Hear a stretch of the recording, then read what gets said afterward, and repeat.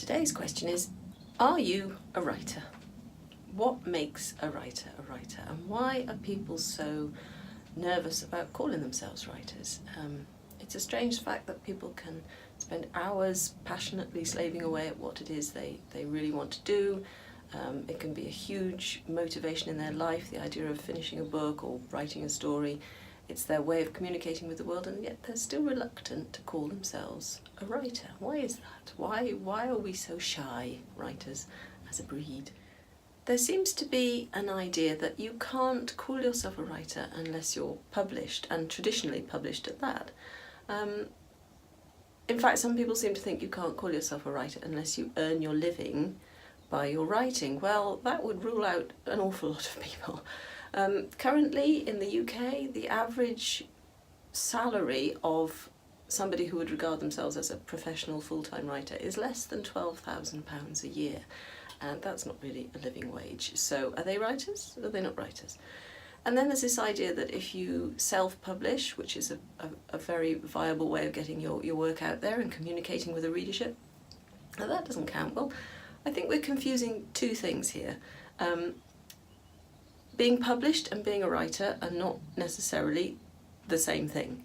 I don't believe you have to be published to be a writer. I believe that what makes a writer is somebody who writes, and that means somebody who writes seriously with commitment to their writing. It may be that you have a full-time job, you may have a family, you may have both, and other things, other demands on your time are going to encroach on your writing time, and that's okay. That's the way an awful lot of writers will always work.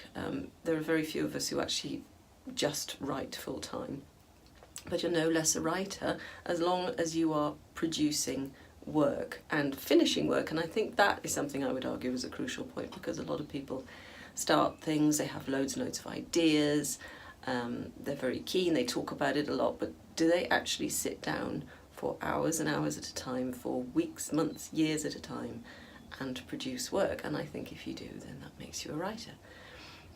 And for me, I think it was the moment when I realised that there's no guarantee you'll ever be published when you're writing. There cannot be. Nobody can promise you that with a traditional route of publishing. And I think after about writing, I think probably like my third book, and having not found a publisher at that point, and I was, obviously rejections are difficult, we'll look at those again in another video, because we can have a really cheerful video about rejection. I'd love to share that with you. I think I realised that actually I was going to write anyway, even if I never got published. For me, the creating of stories, the creating of characters and worlds, and telling those stories and making them the best I could, using the language to really express things and take people on journeys that read them, that was what mattered to me. And I had all these stories and I had all these ideas, and I loved getting them down. I loved the business of actually writing the stories. It's no good just wanting the finished story. It's not like going to the gym where you feel better having done it, but you never want to do it. It's something you've got to enjoy the doing of. I think that's what makes a writer. If you can convince yourself that you would write no matter what, then you're a writer. And I think you shouldn't be shy about that. And you do have to put up with people saying, oh, have you got a publisher yet? When's your book coming out? Have you got your million bestseller? Are you going to give up work and live the high life?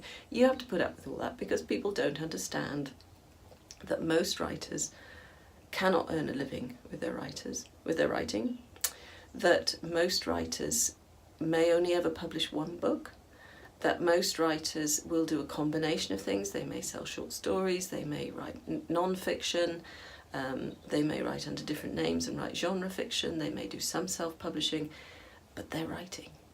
And that is what makes a writer. So don't be shy about it.